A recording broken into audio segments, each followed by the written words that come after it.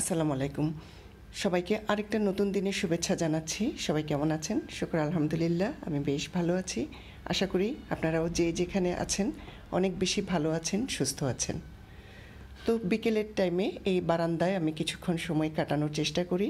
যদিও বারান্দাটা একেবারে রাস্তার উপরে, যার কারণে গাড়ি ঘোড়ার অনেক শব্দ, এই জন্য বেশিক্ষণ থাকাও হয় না। কিছুক্ষণ বারান্দায় ঘোরাঘুরির পর আজ মনে হলো যে কিছু একটা বানাই, অর্থাৎ বিকেলে তো চা তৈরি করতেই হয়, চায়ের সাথে একটা কিছু না হলে ভালো লাগে না।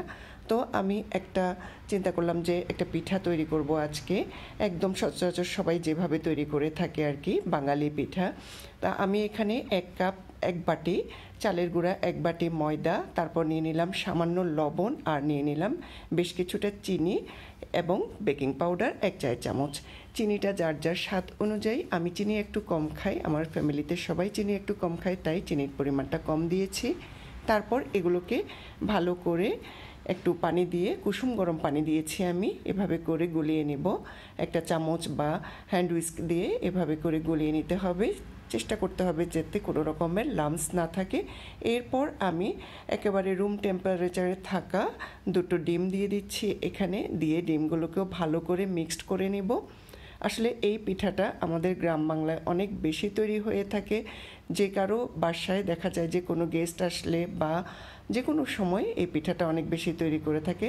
তবে আমি এটা মাঝে মধ্যে তৈরি করি। আগে এটা আমি তৈরি করার সময় দেখা যেত যে ফুলকো হতো না, কেমন যেন একটু চ্যাপটা চ্যাপটা হয়ে থাকতো। আর এভাবে তৈরি করার পর দেখলাম বেশ ফুলকো ফুলকো হয়ে ওঠে। তো আমি মিশ্রণটাকে ভালো করে মিশিয়ে নিয়েছি, একদম স্মুথ একটা ব্যাটার হয়েছে, একদম এরকম। এই যে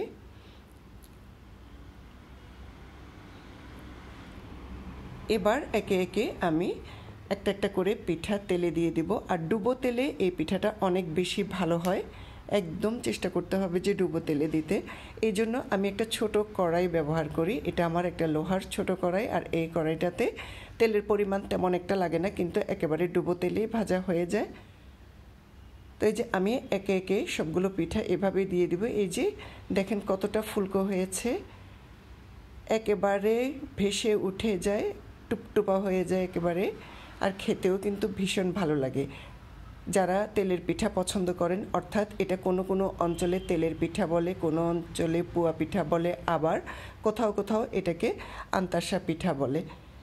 তা আমাদের ফেনীর দিকে এটাকে আন্তাসা পিঠা বলে, তো চিটংয়ে আবার এটাকে পুয়া পিঠা বলে। তা এক এক জায়গায় এক এক পিঠা নামে এটা পরিচিত। এই যে একেবারে ফুলকো ফুলকো হয়ে উঠেছে পিঠাগুলো, একে একে আমি সবগুলো পিঠা তৈরি করে নিচ্ছি। আর বিকেলে চায়ের সাথে বা চায়ের আড্ডায় এই পিঠাটা কিন্তু খেতে বেশ ভালোই লাগে। উপরটা একটু ক্রিস্পি হয়, ভেতরটা একটু নরম নরম হয়। এই যে আমার পিঠাগুলো তৈরি হয়ে গেছে। যারা এখনও ফুলকো ফুলকো পিঠা তৈরি করতে পারেন না, তারা এইভাবে চেষ্টা করে দেখবেন, আশা করি ভালো লাগবে এবং পিঠাও অনেক বেশি ফুলকো হবে। আজ এই পর্যন্ত, সবাই ভালো থাকবেন, সুস্থ থাকবেন, আল্লাহ হাফেজ।